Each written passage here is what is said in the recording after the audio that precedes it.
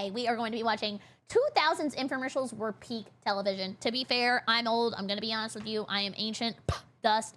And I used to love watching TV commercials. What my sister and I used to do is we would mute the TV, we would dub the commercials ourselves, and have a little laugh. So let's check it out. In 1949, this guy put a bunch of food into a blender on TV for 30 minutes straight. This is a Vitamix? Wait, isn't the Vitamix like a super expensive blender now? It's like bougie as hell to make a smoothie. Really, it was just a half hour of blending random stuff. I'm going to put in this wonderful carrot, raisins, peanuts, a little pineapple juice, 1 pint of celery juice. There's the seed. Ew, that shit's gonna start like puffing out green smoke in a skull emoji. Skin on the potato. Mother. So we're going to crack this egg. So throw in the shell and all. What? Ah, delicious. Old W.G. Bernard here wasn't just blending things for fun, though. This was the very first filmed for TV infomercial, combining the words information and commercial to make an exhaustively informative advertisement. Cool! Early infomercials popularized the premise of pitchmen, who try their best to sell things with convincing promises and Oh, who's the guy that does the chef stuff and he goes, boom! Or what does he say? He goes like, boom, boom, boom! And like, he's kind of funny. I can't remember his name. Is it Vince? No, Vince does the slap chop, right? Emerald! Yeah, Emerald! My mom loved Emerald! slogans like the classic, but wait, there's more. Oh, yeah. Or implying that if you don't use their blenders, you will fail at life and or simply pass away. No, the best were the infomercials where they would like die in the commercial. Okay, that sounded really bad. But like where it's like black and white, they're like, has this ever happened to you? And you're like carrying pancakes down the stairs and trip and fall and they just fall all over everything. You're a miserable failure. Whoa! You lose your job, you lose your income, and you lose your life. What? Basically, pitchmen just yap at you until you cave Is that Jim Carrey? I don't know who that and is. buy something. But weirdly, this strategy worked, and infomercials have stuck around ever since the 40s. Over the years, the format has... Oh, it is? Really? He just has like something about him. Like it's the way he's animated. It's like he's drawn by like Disney animators when they used to do it on paper. Evolved into a dedicated as seen on TV genre with a typical style, featuring a novelty product that's named something like perfect this or magic that, and or like the shake weight. My grandma had a shake weight. That was actually traumatizing. going on and on about how it'll change your life or fix some problem you didn't even know you had. Boiled eggs, too hard. Yeah! Eggs, pot of water. What a mess. This, boiled eggs, perfect. Eggs, egg salad. But wait, also eggs. There is no way you need this. You need a pot of water. You literally just heat it up. Then you take it off of the stove top and you put the top on it and then the eggs cook themselves. Genie, ordered now. The 80s and 90s delivered some of the most well-known infomercial products out there, like the Clapper, the George Foreman Grill. Don't look up Vince from ShamWow? What? Vince from ShamWow. Jail? What?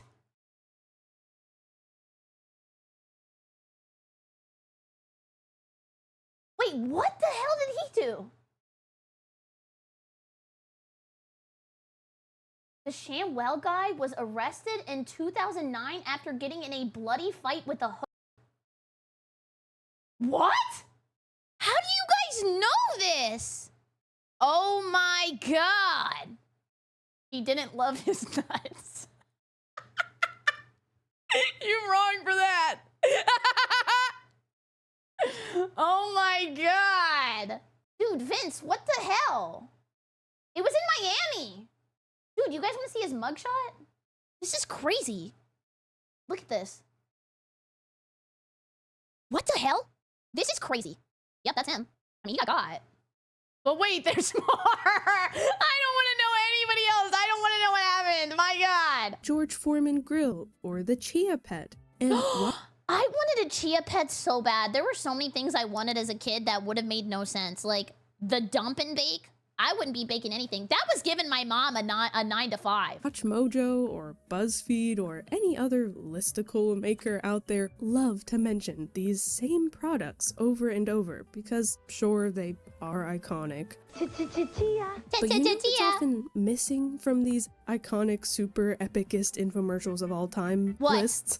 2000s infomercials. Yeah, everyone loves the little Chia Pet jingle, but you're gonna sit here and tell me that Shirley Temple singing Animal cracker in my soup isn't a pillar of American pop culture? So Most good. people probably have never even seen a Shirley Temple production, but they— Dude, did she invent the Shirley Temple?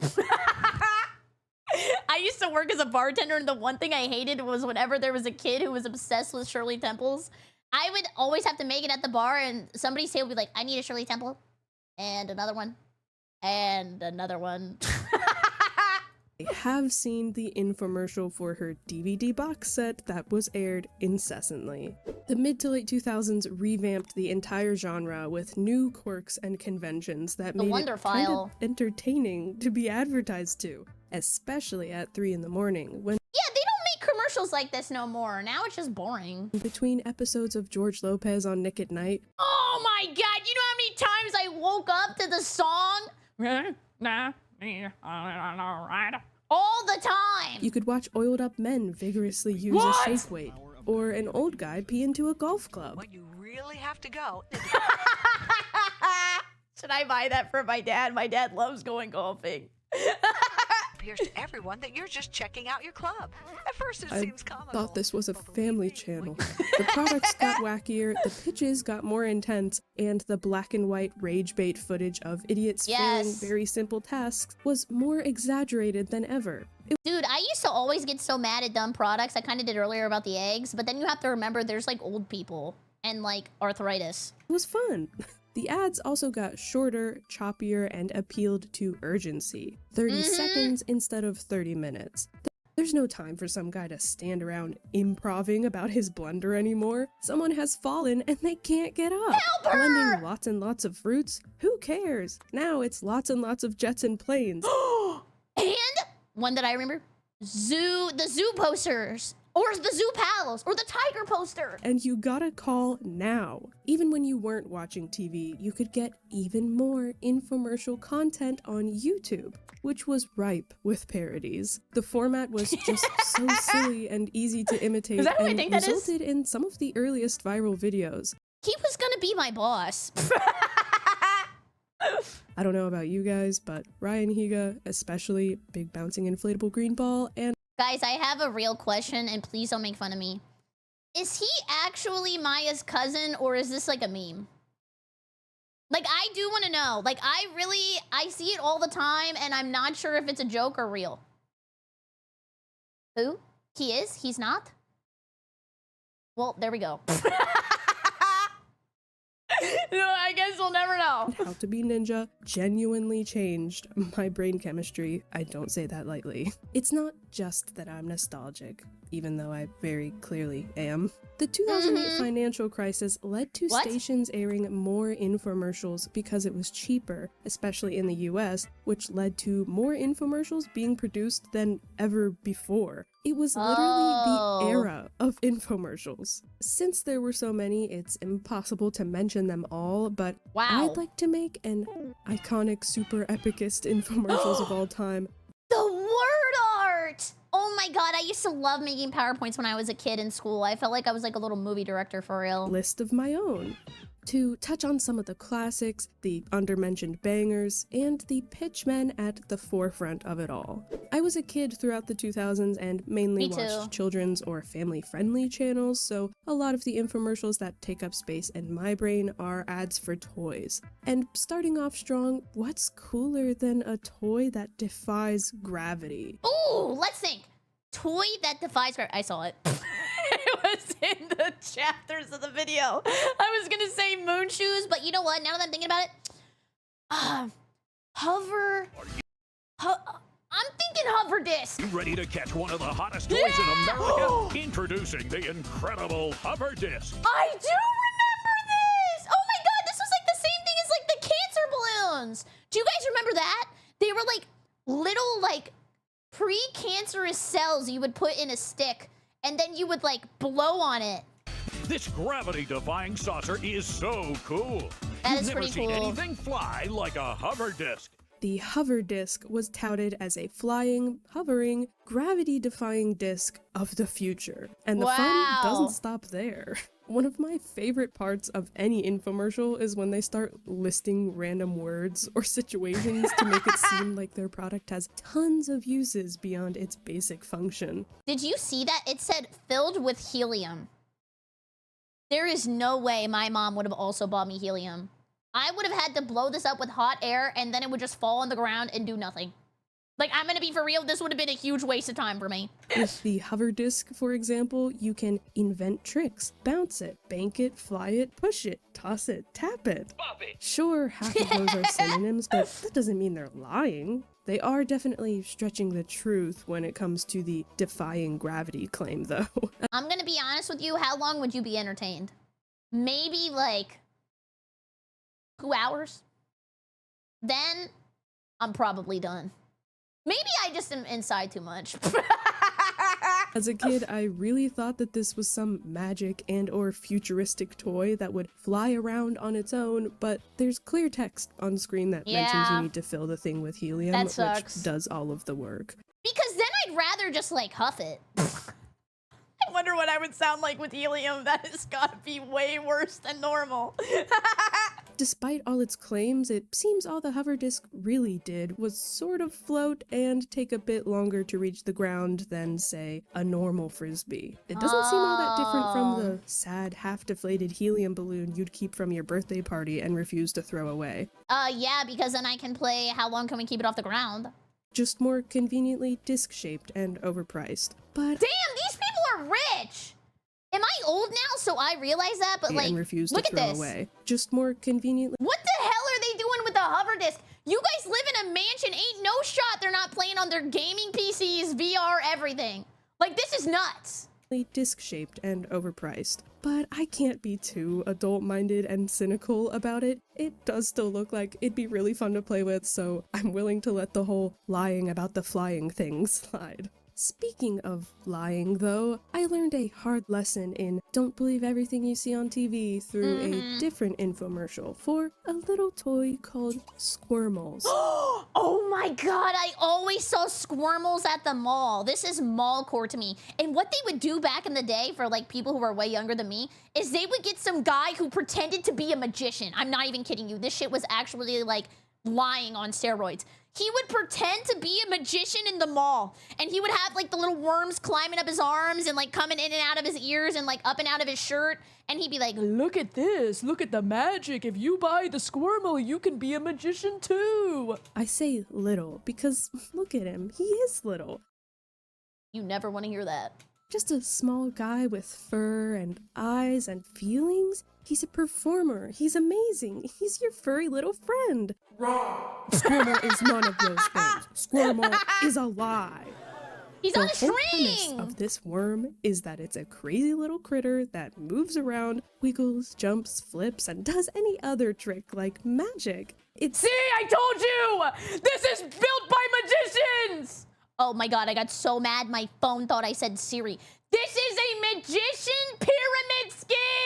literally called the magical pet. Yes! Okay, this wasn't just my young naivety blinding me to the truth. So imagine my dismay, my utter shock, when I see the as seen on TV magic worm at the store excitedly open its package and come face to face with a limp and lifeless worm with a string attached. I told you it's the string! And it's not even an attractive string! That's a pew from the magician! Its nose. At no point do they mention in this ad or anywhere on its packaging that it's not magic and will not move on its own unless you use sleight of hand to pull it by its invisible string.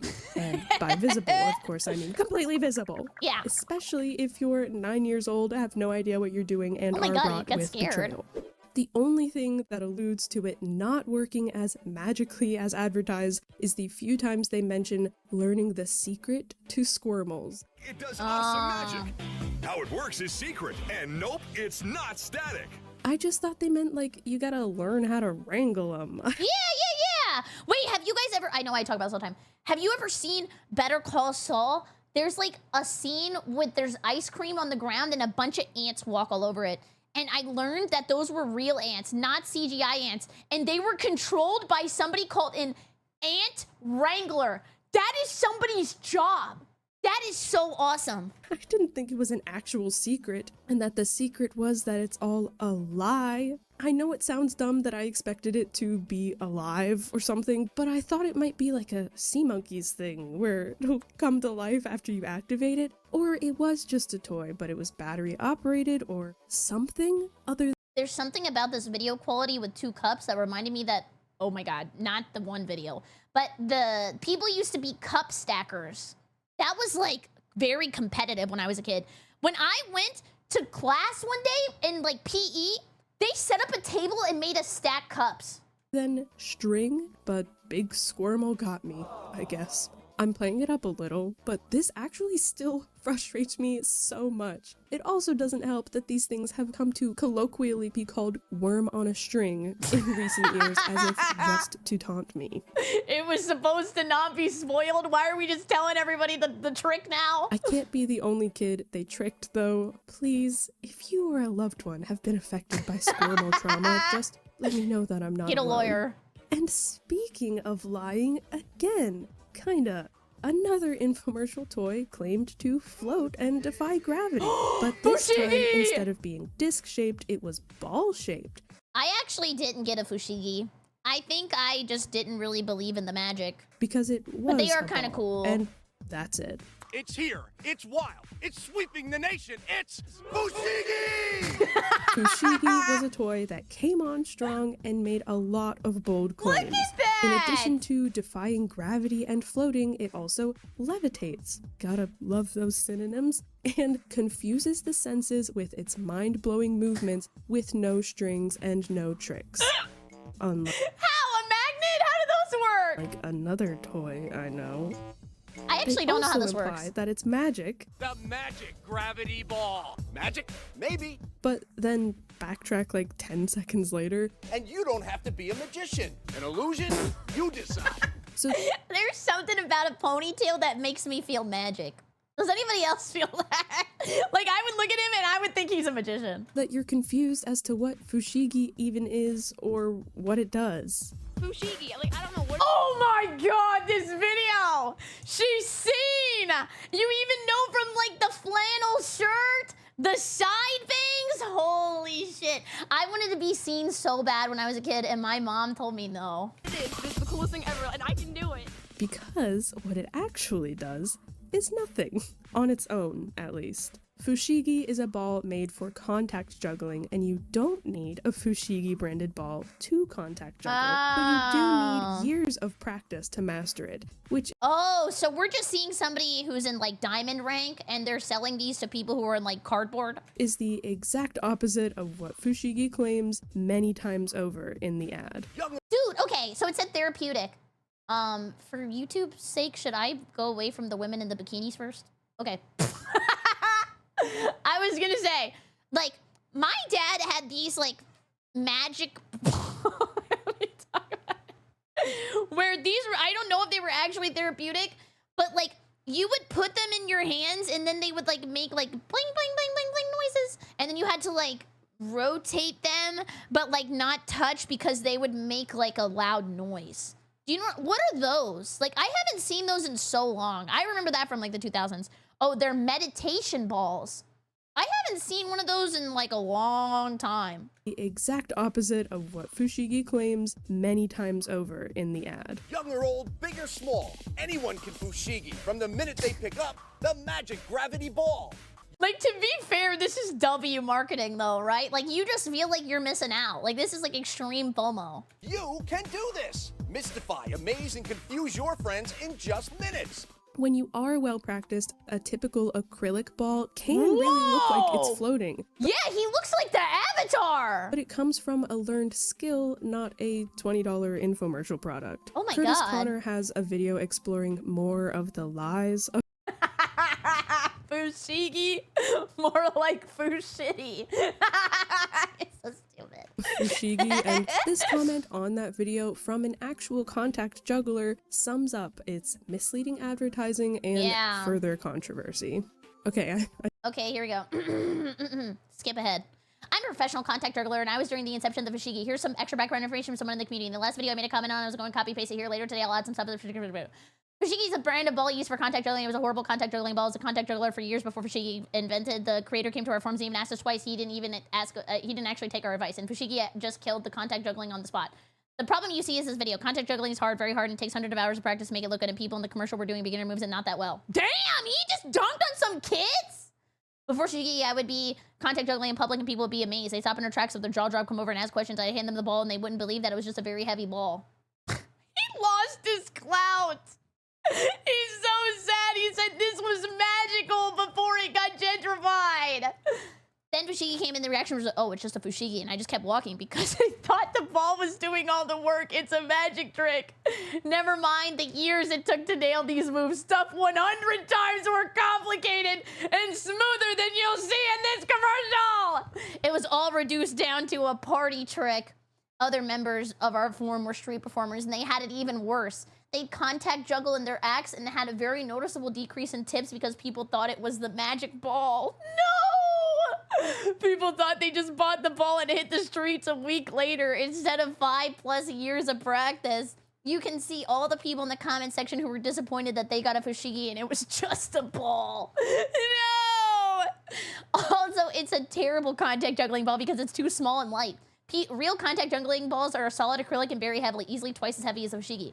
The hollow chrome ball in the center just doesn't start. Oh, the hollow chrome ball in the center was so it doesn't start fires. Wait, how would it start a fire? What? The problem is that the chrome ball was never centered perfectly, so you can see it wobble around and ruin the illusion. Whoa! Oh, the prism! It's like a glass. Wait, so you could catch people on fire with this thing? It was like also a weapon.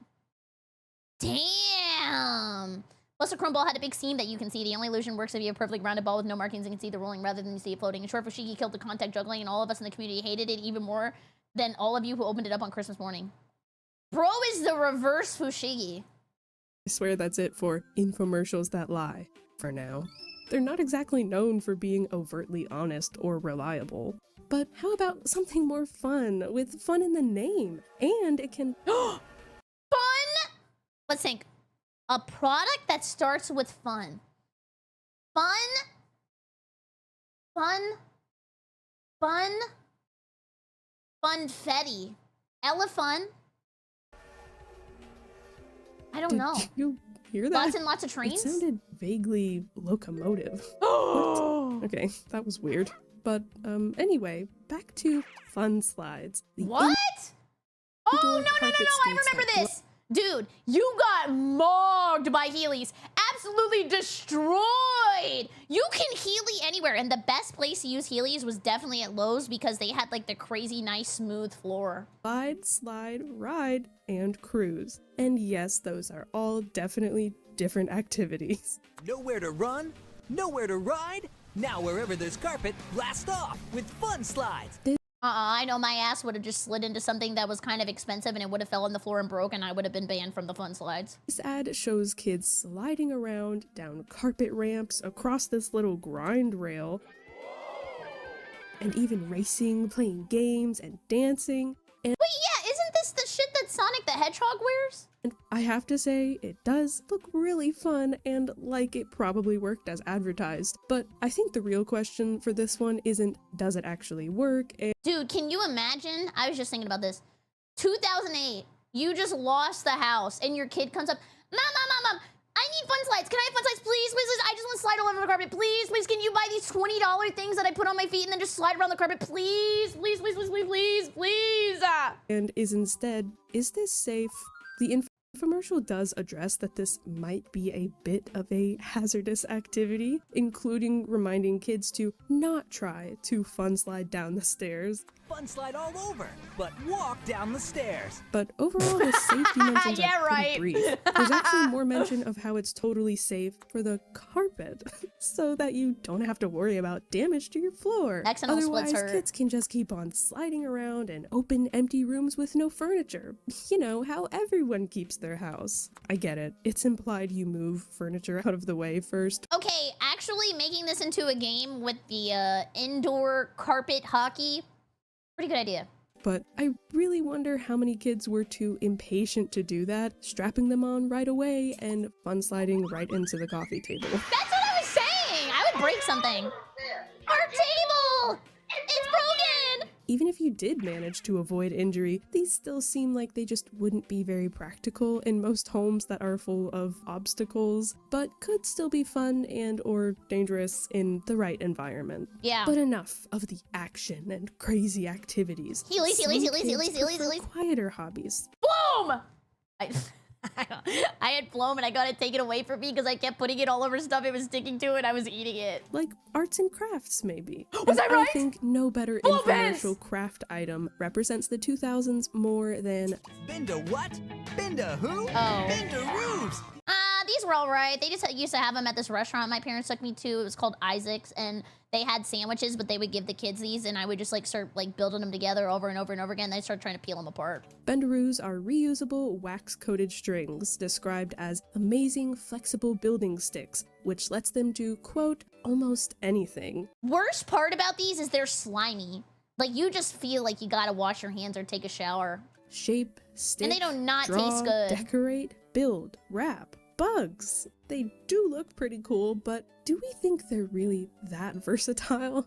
Yes, it is a multi-purpose art medium, and it's great to encourage exploring creativity and using them in different ways. No kid would ever make that. That was way too advanced. But no, sticking Bendaroos on a piece of paper doesn't exactly replace the function of crayons. There are also lots of examples in the ad of Bendaroos being used as essentially kid-friendly 3D printing sticks, but are they just waxy, glorified pipe cleaners? How practical would these things actually be in slimy. constructing a They are gorilla slimy. or giant snake? Oh, that's I pretty can't cool. prove anything, but I just have my doubts. Yes! I see this shit! Oh my god! Order. Floam is another craft/toy with a gimmick that mainly revolves around sticking it on stuff. And well, it does not come off the wall. It says it does, but it peels the paint. that and rolling, molding, and covering, which are, unsurprisingly, all very similar activities. It comes in trendy neon colors Cool. and can stick to almost anything, like dollhouses, RC cars, pencils, and even the quintessential 2000s Razor scooter. Cool. Those were actual ankle breakers. I remember I would try to jump over it over and over and over again, and eventually it would hit me really hard. Or clay also builds stuff and sticks to anything, but everyone knows that it's messy and hard to start, whatever that means. But Floam wasn't just for crafts. It was also especially advertised as being tactile, squishy, Blue fun guy. you can feel. Squishy, stretchy, it's fun you can feel. Which, in a world before modern-day slimes and fidget toys, made Yeah. this look so appealing to me. Isn't it weird that things kind of are in a cycle, but the same in a way? Like, we do have fidget toys, that's like Fushigi. And we have slime, which is kind of like Floam, or like Oobleck for the old people. And then, like, now everybody wears clothes from the 90s, and eventually it just goes back. I didn't really care about the decorating part, I just needed to touch it. And luckily I did get my hands on some Floam when I was a kid, and it was pretty fun to squish. I It is can't cool. lie to you. Though I remember it drying out pretty quickly. Oh, yeah, it does dry pretty quick. And then also something that kind of had Floam energy. Do you guys remember kinetic sand? That shit was so expensive and hard to get, too, because everybody wanted kinetic sand. And then it didn't squish no more. Even though that was apparently by design so that you could make your creations permanent, I feel like they need to pick a direction, sculpting or squishing. There were also plenty of craft products in the category I call markers but different. Blow pens! Dude, this shit was disgusting! You would literally... I remember we weren't allowed to use blow pens anymore when I was a kid because what you do is it's a pen that's supposed to be like an airbrush and you would put it up to your mouth, but kids are disgusting. So you would just like... and you would spit everywhere. It was literally just like projectile saliva all over everything. And then the worst part is that you would give it to somebody else to use after. So you go, then you would hand it to your friend and they're like, oh yeah. And blow pens are a prime example. They are gross. They're technically just ordinary markers. But with a special attachment, when you blow into them, they become airbrushes. Spit. So you can get lightheaded while you color. Yeah. There were also blendy pens, which came with a special fusion chamber that let I remember you, these. well, blend the pens. And if you're like 10 years old using one of these, you don't even get a good color because you don't understand the color wheel. So you're just mixing shit that just turns into like the nastiest like vomit color. Mixing the ink together to make new colors and gradients. It's an interesting concept for a product because kids already do this all the time with regular markers just by being careless. But blendy pens claimed that they would always return to their original color after blending. Yeah. Not if you go. And of course, who could forget magic pens that change color or erase when activated with a special pen? No way. Markers, but different. Oh, wait, they do kind of do this still for kids with like finger paint, I think. They make like finger paint that shows up invisible so that way if they're like finger painting on the floor or something, it doesn't get all over your stuff. Dude, kids are messy. I never thought about that. Like that kind of sucks. Like you constantly have to watch them or they're just gonna ruin everything. It's not that airbrush art and color changing ink isn't cool, but these are all just so gimmicky. That's pretty cool. Normalize just picking up a different colored marker. I really was impressed by basically every infomercial I ever saw, even when it was something that I had no practical use for, like the topsy-turvy tomato planter. I remember the topsy-turvy. Dude, as a child, I was the biggest salesman. Mom, can you get the topsy-turvy, please? Please, please, please, please. I don't even like tomatoes, by the way. I don't even like tomatoes. Oh. Surprisingly, I only ever owned one TV exclusive infomercial product for myself, and that was zoo books. Yes! Kids often go through really strong phases of liking things, which results in your horse girls or Greek mythology buffs. I was not a horse girl until they turned into women. Okay, that sounds weird. I just really like Uma Musume and Steel Ball Run. And zoo books were informative magazines marketed towards the animal and zoology kids. Yeah. Dude, the Rainforest Cafe. I begged my parents to take me there all the time. And I remember, I think it was in Baltimore. We went to the one in Baltimore one time and I was so excited. And the food isn't even that good. And I feel like it's getting even worse. Like, can you imagine being a parent and paying $40 for some mozzarella sticks that taste like ass, but there's like a monkey behind you?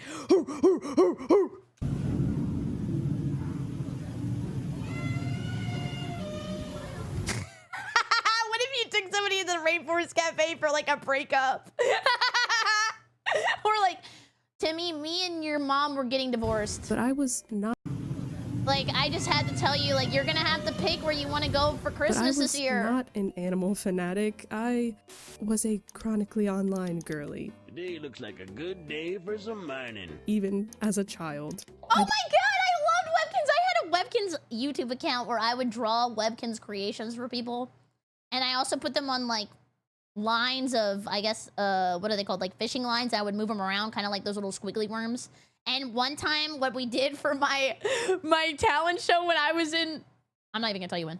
When I was in elementary school, me and my friend, we got a bunch of Webkins and we put them on lines. And what we did was we set up a little obstacle course in the middle of, the stadium, or, like, the stage. And we would, like, hop them around, and we called it Webkins Fear Factor. I was an embarrassment to my bloodline. Didn't really care about animals unless it was a Webkins and could go into my computer. So I have no idea why this was the one infomercial hill I was ready to die on. Well, I say that I don't get it, but come on, look at the commercial. Now your child can This visit is so dreamy cool. jungles, grassy plains, and the dark depths of the oceans. They're an experience. They come with a free tiger poster. And the tiger poster. They I wanted made that. learning look cool. So cool that I guess I successfully annoyed my mom enough to buy them for me, and it turns out they were just books with zoo animals You don't get a free monkey! in them. Go figure. I did try to read them, or half-heartedly flip through and just look at the pictures, but nonfiction books kind of put me to sleep. I felt guilty for losing interest as soon as I actually had a zoo book in my hands. There were some goats of nonfiction. Dragonology? Wait. Okay, dragons are not real. Whatever, just keep going, keep going. But not guilty enough that I didn't just toss them in my closet and forget about it. Except I couldn't forget about it because Zoo Books was a subscription service. Yeah. They kept sending more animal-themed educational literature to my house, and each time I had to put on a performance in front of my mom like, wow, the dolphins and porpoises issue. I'm so excited. But in truth, I probably never read a single issue in full. Sorry to my mom, who is watching, and let this be my official review if you were also desperate for Zoo Books as a kid. They were just alright. She said zoo, so I'm thinking about zoo. Okay, let me record that. Was the Zaboombafu monkey, was he real or fake? I still don't know. I think he was a real lemur, right? He was real and a puppet. Like, of the state? Or, like, he was, like, an actual puppet? I did also own a pillow pet. Me too! Dude, this made every single car ride so much better because I would just, like, lay it down and I would go to sleep on, like, the wall of the car. Though I often forget that they started as an infomercial product. These were apparently infomercialed so well that they were very quickly sold in stores instead of exclusively through TV. And at the mall, at the kiosks. Those always feel like a scam. So by 2010, everyone I knew had one. I have an older video talking about the concept of stuffed animals that double as pillows. That goes into more detail about why these things were so appealing, but because they're cute and you can use them? Honestly, it all comes down to the key infomercial product component, the gimmick. They of course look really cute, but watching these things flip open over and over again is what really sold it for me personally. It's a pillow and a pet, just like they say in the jingle. It's a pet. It's a pillow pet. Jingles are also pretty important in making a good infomercial. If you include one, it has to be catchy and memorable, and what was that? That sound again. Lots and lots of trains! But that's not a jingle, it just sounds like a train. And chanting? Oh no, it's coming. Yeah! Oh. It's the Lionel coin bank! Oh my god! I didn't want the coin bank. I wanted my own gumball machine. And I asked for one for Christmas, and when I got one, I mean, obviously I'm a child, so I got one of the little desk ones that you just like put and you can get like a quarter in it and you could eat all the gumballs out of it. I was so pissed because it was supposed to be a bank, like saving money. And eventually I stopped using it. I just started eating the gumballs out of the gumball containers. Here's how you can order. This is the infamous Lionel Coin Bank. If you couldn't tell from its very unique intro, that's gotta be expensive. That might not technically be a song, but that definitely still sticks with you. I don't know whose idea it was to have a bunch of kids rhythmically chant the product name in monotone, worshipping the Lionel Coin Bank and urging you to feed it with your coins. Save your money, save your money. Or save your money. Save your money, save your money, save your money. Coin bank cult aside, this was an infomercial that ditched the totally epic voiceover guy trope of other toy ads and took a simpler approach. Hi, Dad! Explaining My dad over drives rustic trains. country music that it's a collector's piece for train lovers. Trains harken back to a simpler time in American history. Dude, those little train sets are kind of cool. Like, I don't think I really see this as much growing up anymore. But when I was a kid, there would always be like a dad that's in the basement working on a train set. Did that culture kind of die? I don't ever see that in movies or commercials or TV shows anymore. A time of greatness, a time of ingenuity. We'll celebrate those times with the Lionel Train Crossing Bank. It makes you feel nostalgic, patriotic, and the kids are chanting again. Lionel Coin Bank, Lionel Coin Bank, I want to Lionel. say I don't know what the advertisers were thinking, but clearly it got the job done in being remembered even over a decade later. Just damn, $30 back in the day, kind of a lot, right? $30 coin bank? I mean, to be fair, it has lights, it has sounds. This shit would be at least like 75 bucks nowadays. It's kind of crazy to think about. Maybe for the wrong reasons. The BerryCrepe Bacon Fill is yet another very iconic infomercial of the 2000s, and it truly mesmerized me. I'm about to make you guys all so mad. I don't even like ice cream cake. Like, it makes the cake too hard because it's too close to the ice cream, and it becomes like crumbly and stale and gross, and then the ice cream has like cake pieces in it, and I don't really like mixing stuff together. It's just kind of gross. More than zoo books, honestly. After all, it's the most exciting thing you can do with the inside of a cake. Which is such a weirdly specific claim that, yeah, I don't know, they were probably right. The BerryCrepe Bacon Fill has a pretty self-explanatory name. Betty, Bake, and Fill. Somebody chat said, you never had it right. Try my ice cream cake, I could change your mind. It's never been easier to ruin a cake with fruit, bake your own baseball, or to set your whole cake on fire. Yeah, the novelty of go! this product is so strong. The insides of all the cakes are exciting, and I've never Pepto-Bismol cake. I'm gonna be honest with you, I would try that. I love the taste of Pepto-Bismol. It kind of tastes like bubblegum. Never seen a cake look so good inside and out. I don't know if it's movie magic or just that this footage is so dated and fuzzy, but the cakes in this ad look so dreamy. I'll show you a dreamy cake.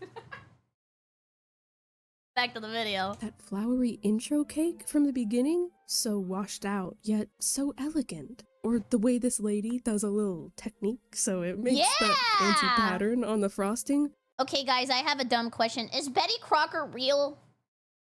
I think we have this discussion a lot. I just know Betty Crocker from Homestuck, but I don't know if she's a real woman. No, yes, no. Who was the lady that went to jail and said slurs? That's not Betty Crocker, is it? I think I confused them. Who was that? Who was that? No, it's not BerryCrepe. Paula Deen, Martha Stewart? Wait, who? Is it both of them? And don't get me started on this mystery pink substance they use as a filling in the demo. It's probably just like... Okay, we cannot decide. Who went to jail and said slurs, white woman, bakes cakes? Well, this came up with more than one person. Yeah, I think I needed to be a little bit more specific. Who am I thinking? Oh, they're two separate people who did two separate actions. I see. Okay. I see. My bad. Back to the video. Pudding or something, but it looks like tubby custard, and I want to eat it so bad. Oh, yeah, and the actual pans and stuff look cool, too. Yeah. This might seem like a weird one-off product, but Betty Crocker started a filling-based bakeware revolution. Yeah. At least as far as other baking infomercials went. That looked good. Along with an official bacon fill variant for bundt cakes. I love bundt cakes. I love nothing bundt cakes. And they even have little baby versions so you can eat one. There was also Big Top Cupcake. Oh yes, the big ass cupcakes, and then you could fill them with sprinkles. Main gimmick here was that it was a cupcake, but big. But big. Dude, it's kind of nuts too if you think about it. Like the trends of food totally change. Like, but they're kind of the same, if that makes sense. So before it was the cupcake. There was always cupcake shops, like bougie, like $10 cupcakes and stuff. Then now it's like cookies, like crumble cookie. But what comes after crumble cookie? Maybe bougie miniature pies? And honestly, I'm very put off by the cake to frosting ratio that this thing provides, but it also came with an insert so you could put a filling on the inside to make a filled up Big Top Cupcake. It's never enough, or it's always too much. A great Somewhere in the example middle. of another infomercial trope I love, where they compare their product to something else that does the exact same thing, just fully admitting that this is not new or inventive, but it is cheaper. It's better. So you should forget we even told you that there's an alternative, because ours is clearly better. I would be so pissed if I made the first big cupcake and I'm just enjoying TV with my family, eating my TV dinner on my TV tray, and I see them just say L way too expensive on the TV. Just look at how excited this kid is. Wow. Big Top Cupcake itself also had a sister product called the Big Top Donut. Okay, be for real, Big Top Donut L, because it's gonna be way too cakey. I don't even like cake donuts. I'd rather just have a classic Krispy Kreme glazed, hot off the rack for $1. That, guess what? You can also fill with tubby custard. That's not even a donut anymore. That is just like a giant bagel.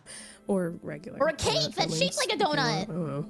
And since we've got big filled up cupcakes, we've gotta have regular size filled up cupcakes. With perfect cupcake. Sure, this infomercial might have the most obnoxious voiceover I've ever heard. Perfect Cupcake's exclusive sweet stick suspends your candy while it bakes. So each cupcake comes out picture perfect. But also... It's awesome, there's a cherry inside. Okay, actually, now we're taking it too far. If I found a cherry in the middle of my cupcake, Isn't that gonna be wet? Like, I just feel like if you put any fruit in the middle of a dessert, it's just gonna, like, pee all over the rest of the cake. would not be pleasantly surprised. Not everything needs a filling. Stop it. Get some help.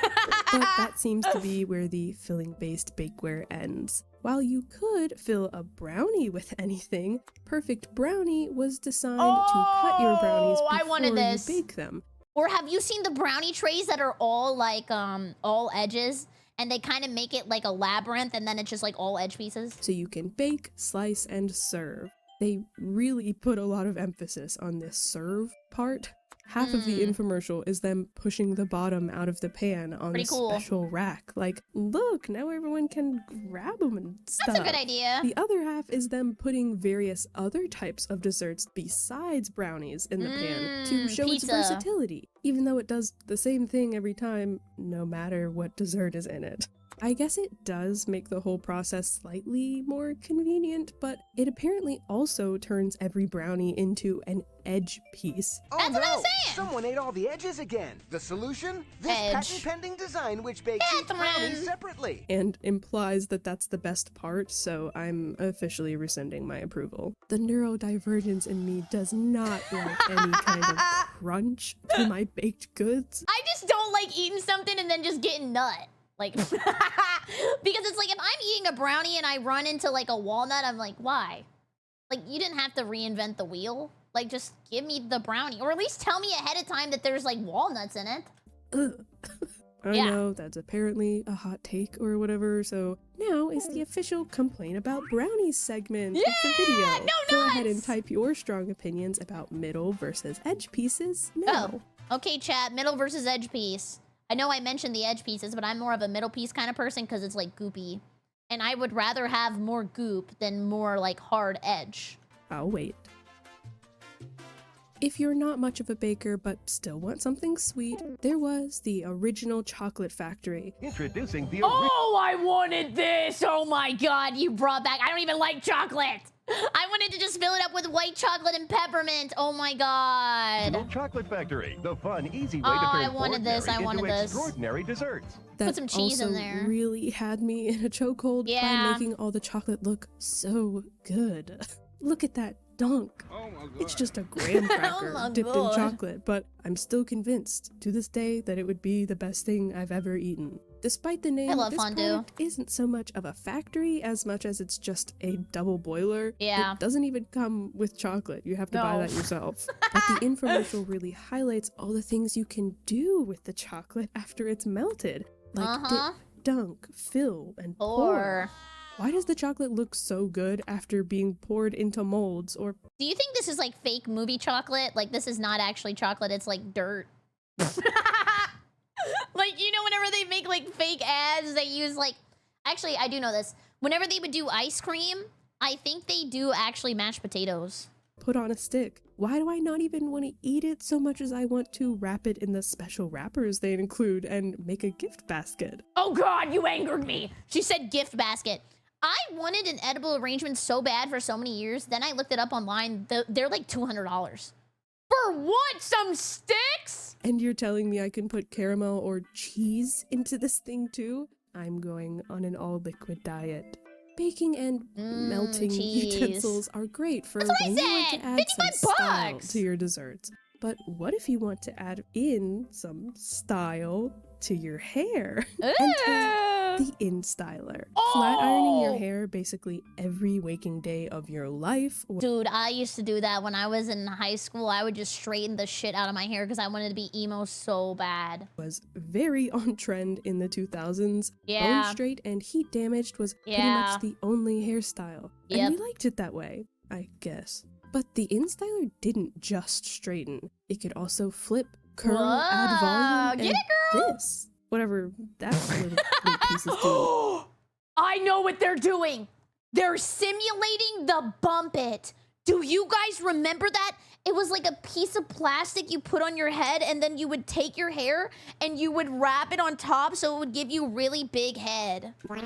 It's got bristles. Yeah. It rotates. It's futuristic. The rotating part was the InStyler's main selling point, promoting healthier and shinier hair compared to typical flat ironed hair. That is not like looking healthy. Like the brush part of the InStyler looks like those little things that are on the escalator that you clean your shoes on. Even though it wasn't and still isn't that hard to use a regular hair straightener, it would only look this bumpy and crispy if you used it like a dummy from an infomercial. Especially since, again, hair straightening was a daily chore for most people and they knew their way around it. Not to mention that regular flat irons can also curl your hair if used in a certain way. And so can a curling iron. Yep. The InStyler was essentially the Dyson Airwrap of the 2000s. You could probably get similar results by just using something similar. Yeah, but the difference is that this is $14.99 and the Dyson Airwrap is like $500. But you wouldn't look nearly as cool without it.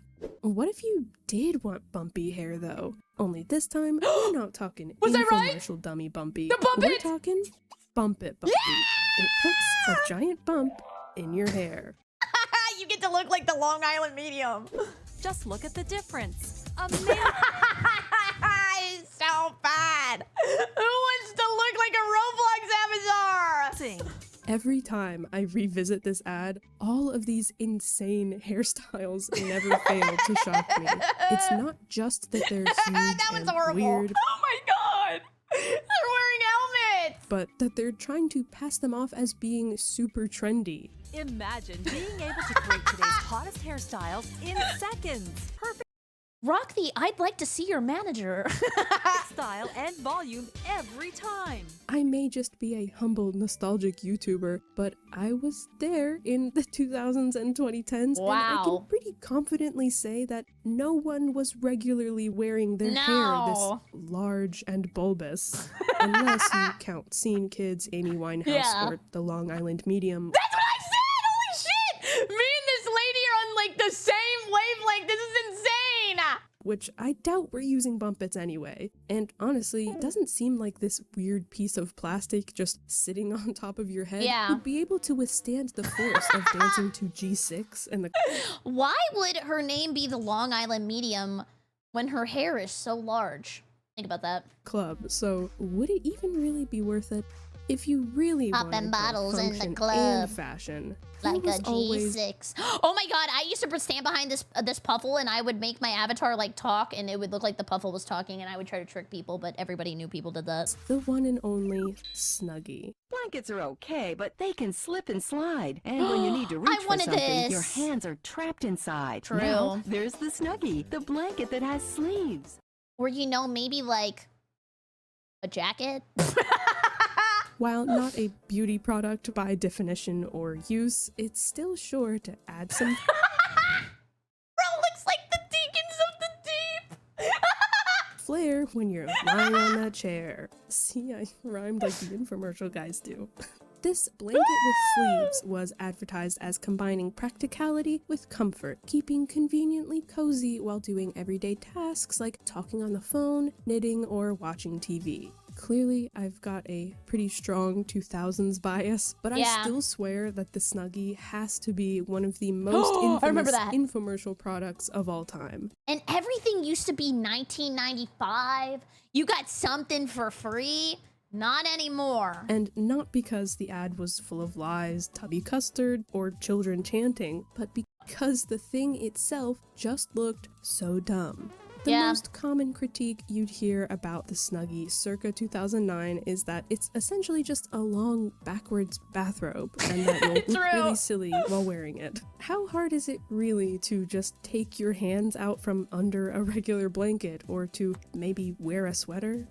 Certainly not as hard as this infomercial made it seem. But what if you sold the Snuggie, but you made like a weighted blanket version? That would probably sell really good. Because sometimes you just want like a little bit like huff on you. You know what I mean? For some reason, this was one of those cases where the rage bait really did its job. I think most people did think that Snuggies looked stupid. Thank you, artist. That was very nice of you. Thank you for coming by. But it was so stupid. Most people did think that Snuggies looked stupid, but it was so stupid that they couldn't help but buy one just to try it. And or like gag gift. There's like a huge gag gift culture.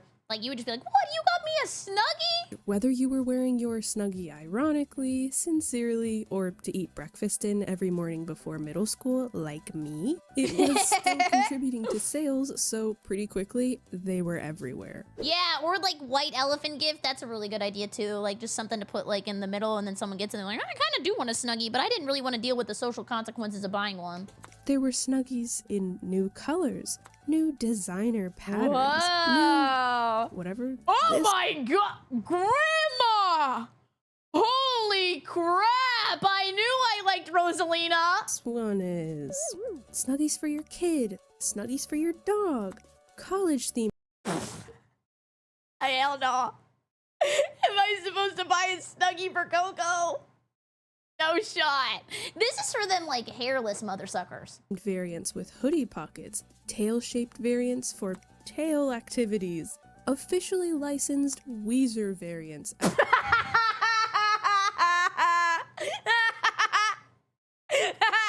Wait, if I stand up, can somebody Photoshop me like in a Weezer Snuggie? I love Weezer! I have to put it back. Oh, sorry, I just grew. I'm growing, it hurts. Okay, there we go. As promotional material for their album Ratitude. Yes, this was real. Snuggie, if you're listening, I would love to make a branded Dream Jelly Snuggie of my own. Oh! One second, my ear really itches. I don't know what the fuck happened. What the? Why does it itch? Okay, I'm good. Thank you. Then they got a little shameless with the rage bait. The first Snuggie ads stuck to showing people lounging, but also included people wearing them like clothing while out camping or to a baseball game. Yeah! Additional commercials later showed way more Snuggie users standing up and moving around. Yeah! BerryCrepe Snuggie! Why is this dog more educated than me? What the hell? Does the Snuggie give you intelligence? Then came the Snuggies with cuffed sleeves and belts to hold it together. Forget backwards bathrobe, this is just a maxi dress at this point. And okay, look, they're even doing the freaking Macarena in this one. Oh, me too. Now can I get my own Snuggie?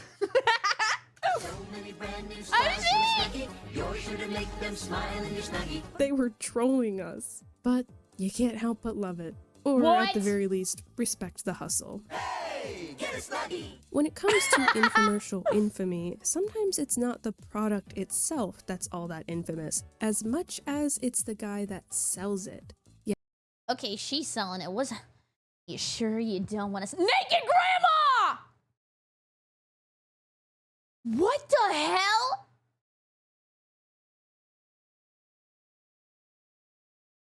Yes, it's finally time to talk about the infamous... Oh, she's here! Oh my god, I summoned her! Oh, okay. I already said infamous. Let's use a little infomercial synonym magic here. What? Ooh, okay, that's good. The legendary pitchmen of the 2000s infomercial scene, from their pitch products to their riveting rivalry. Naked Billy Grandma? Mays versus Vince Offer. Oh no, he went to jail! Oh, no, I'm not gonna love his nuts. No. Billy Mays had a history as a salesman and appeared in TV infomercials throughout the 80s. Hi, I'm Billy Mays. I'm going to show you how to make water go uphill. But he didn't become a well-known pitchman until 1998 through his first commercial with OxyClean. In this demo, he starts off calm and pretty mild-mannered, but soon he kicks into gear, and you can see where Billy ends and the pitch begins. So say hello to cleaning expert Billy Mays. Hi, Kara. Thanks for having me. Hi, everybody. So what makes OxyClean so different from typical household cleaners? Well, first of all, these have all the chemicals, all the caustics, all the ammonia. He's already if you doing have it. family members with allergies or sinus problems, you can't work in tight areas. In fact, some of them, it says you got to leave the room. You can even hear the crackling. Look at it pulling oxygen out of the air. It's oxygen bubbles. The oxygen crystals are working. See, it's the cleaner that works, so you don't have to. He's loud, he's urgent, he uses a lot of hand gestures, and this is exactly what made him memorable. Yeah. He continued shouting about OxyClean into the 2000s, but instead of being annoyed by it, people liked it. Yeah, it he's also got helped energy. that the demo itself was pretty convincing, with the bowl of water and pouring stuff onto little squares of carpet. I'd never cleaned a carpet before at the age of 8, but Me neither. Mr. Mays here was really making me feel like I needed to, just to experience the stain-fighting joys of OxyClean for myself. Even if some people didn't like his pitch style, it still definitely got stuck in their heads. The millions of views on some of his ads posted to YouTube Forbidden boba.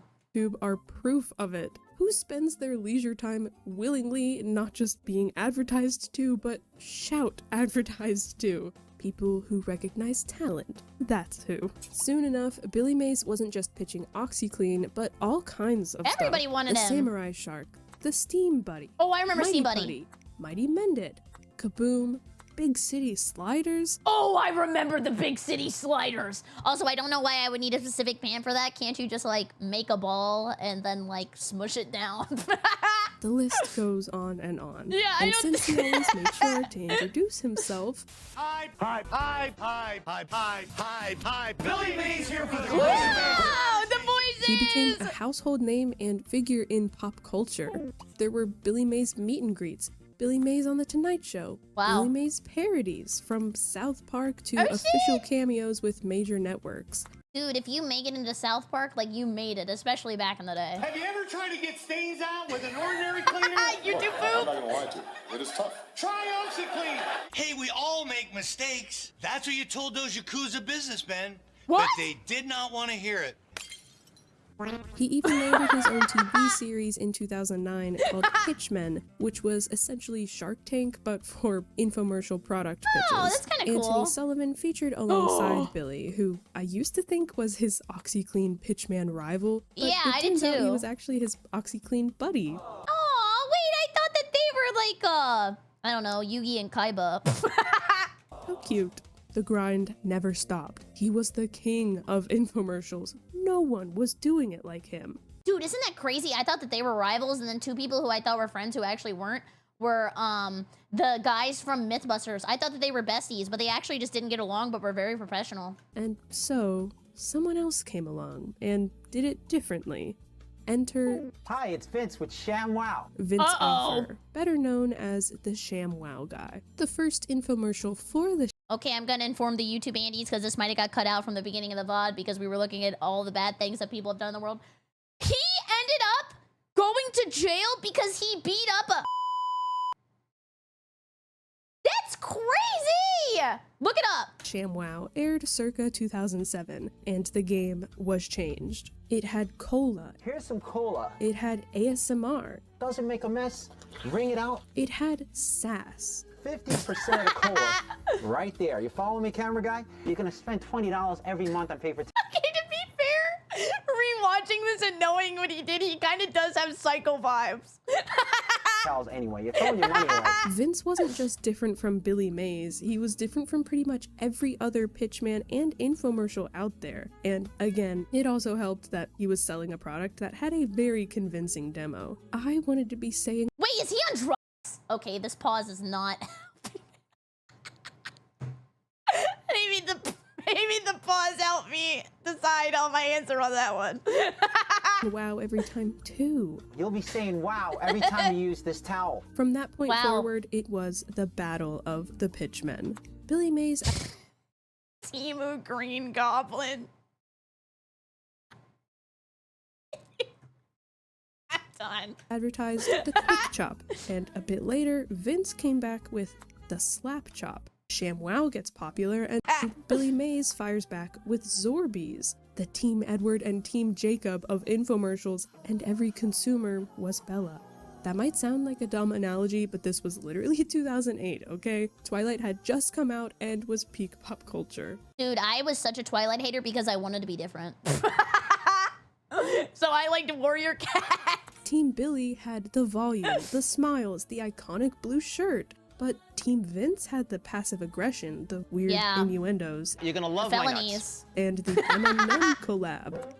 How could you possibly choose between them? I really remembered this saga as a heated competition, but while making this video, I started to wonder if maybe I had just been watching too much TV and it was all in my head. Vince Offer even stated himself in a 2009 interview that he thought Billy Mays was good at his job, and despite the comparisons, he wasn't trying to be like him or outshine him. Wow, dude, Billy Mays had such insane aura. Like, everybody just respected him and respected the game. But then I stumbled across the Washmatic, an older infomercial of Billy's from 1989. At first, I just thought it was interesting that he wasn't shouting and was still wearing a blue shirt even back then. But then he introduces the Washmatic's free bonus product, the Super Chamois.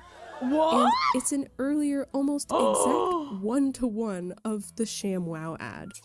Sliding it weirdly across a black table, pouring Coke onto a little square of carpet, and wringing it out specifically into a glass pie dish. Although Vince is the owner of ShamWow, it's no secret that he didn't invent the material that it's made of. But I just found it so interesting that while he apparently wasn't trying to be like Billy, he still recreated Billy's entire demo when selling his own version of the product. And what did Billy think of all this? He did make a few comments on his Pitchmen series that add a little fuel to the implied rivalry. Shit, this beef is crazy! No! Maybe you should use a ShamWow. You get a shampoo. I don't care if you're a mayor or state legislator. I'll give you a noogie, then a shampoo. I see, let him know! But he didn't otherwise publicly criticize Vince from what I could find. Vince also claimed in that same 2009 interview that he didn't want to be like Billy because his real career was in the film industry, alluding to his 1999 film, The Underground Comedy Movie. What? It has terrible ratings, and maybe from the cover This movie looks like shit! and this list of some of its scenes, you can understand why. So, since he wasn't seeing the most success from his movie, it made sense that he would. What? Supermodels taking a dump, okay? Batman. Boob watch. Virgin Hunter and Gay Virgin. Ant as Gay Man. Michael Duncan is Gay Virgin. I Hate LA. The Godmother and the Adventures of Dick Man. Didn't just become a pitchman for the money, but to use the infomercials as a vessel for his special brand of comedy. If you thought You're Gonna Love My Nuts was raunchy, some of his later ads for the Crank Chop, Quickie, or Sticky were much worse. Vegetables for stir fry. Oh, me so hungry. Give me a second. That can't be real. That literally cannot be real. Problem with that shedding pussy? Pick up cat hairs from clothes. Hey, lady, want a quickie? Oh my god, I can't watch this. What the fuck is going on? What? I'd like a quickie. I can't believe this is on TV. I got what you need. And there's even more unfortunate lore to Vince, including his 2009 arrest, another critically panned terrible movie, selling ShamWow branded masks during COVID, and incessant bigotry disguised as comedy that he's still using his expired relevance as the ShamWow guy to promote. But I'm not gonna get into all of that. Really, don't even bother watching his stuff out of curiosity. He's out of jail? Whoa, Busters! Music video by the ShamWow guy? What the hell? Cancel culture can't stop the ShamWow guy. Free speech. Sexuality taught in schools. What is going on? These thumbnails tell you everything you need to know. So what does all of this mean? Kinda nothing, I guess. This is kind of like whenever you know somebody growing up and then you check their Facebook account whenever you're an adult and you're like, wait, what? The ShamWow guy probably really was after Billy Mays' fame, or at least after fame in general. Who would have guessed? Since it's not 2009 anymore, this isn't only old news, but I don't think anyone cares anymore. I try not to eat at other people's houses. You never know. There are some gross mother suckers out there. Except me and all the other infomercial consuming, big bouncing inflatable green ball loving, zoo books regretting TV watchers from the 2000s out there. It matters to us. Yeah. As for Billy Mays, he sadly passed away in 2009, and although that wasn't the immediate end of infomercials, it still seemed to mark a turning point in the industry and the beginning of their eventual decline. As cable has become less and less popular over the years, infomercials aired through cable channels have also become a less viable method of advertising. Well, the only other place I think that they implement a lot of ads is probably just like on YouTube or like the streaming services where you have to pay to remove advertisements. But even then, I don't see them as infomercials anymore. And those that are still produced are just missing that specific formula that could really only spawn from having an oversaturation of ads that were all trying to compete with each other. Yeah. I personally just think it feels weird to watch a modern infomercial that isn't in 480p. I want my fuzzy desaturated cakes back. My While pitchmen! infomercials still exist now, just like they did before the start of the millennium, either side arguably still stands unmatched to that whimsical, wacky, and weird bygone era of 2000s TV. Aww. Hi, welcome to Jelly TV, where I shout out a video that I think deserves some love. I recommend watching the complete lore of Miss Spider's Sunny Patch Friends by Miranda Peach. I thought she was hot. Episode of Deep Dives I didn't... Oh, no. I think I'm thinking of the French one from James the Giant Peach. I always mess them up, I'm sorry. No, I needed, nor that I would love so much. Miranda takes us on a journey through the artistic history and lore of this old kid show from the 2000s that actually still holds up and is really interesting. She's not just thorough and informative, but funny and charming. So you should check out this video and the rest of Miranda's channel. A huge thank you to Daniel E. from ABQ, Baby Angel, Bunso, Karis Desarun, Chumby, Knuckleoso, Lojima Animal, Lou, Luna Stephenson, Mark Kent, Nighttime Coral, Ollie E, Paper Sam, Pharmamags, Pixel Puppy, Shaples, Theodore Nicolailius, and the rest of my patrons for supporting me. And if you call right now, you'll get 5 more seconds of the video, absolutely free. That was awesome. I love that video. Thank you guys for going down a trip with me for the old people. If you're old, I love you. If you're bald, I love you. I don't know what they were related in any way. I think I just looked over and I saw bald men talking, so I was just like, I like bald people. Anyways, have a great evening. If you're new here, remember, subscribe, leave a comment, maybe your favorite product that you wanted when you were a kid. And come by the Twitch stream, twitch.tv/BerryCrepe. Please check out the original. And use code Berry for 10% off your Gamer Subs order. And if you call right now, you'll be happy. Have a good evening. Goodbye, YouTube. Goodbye.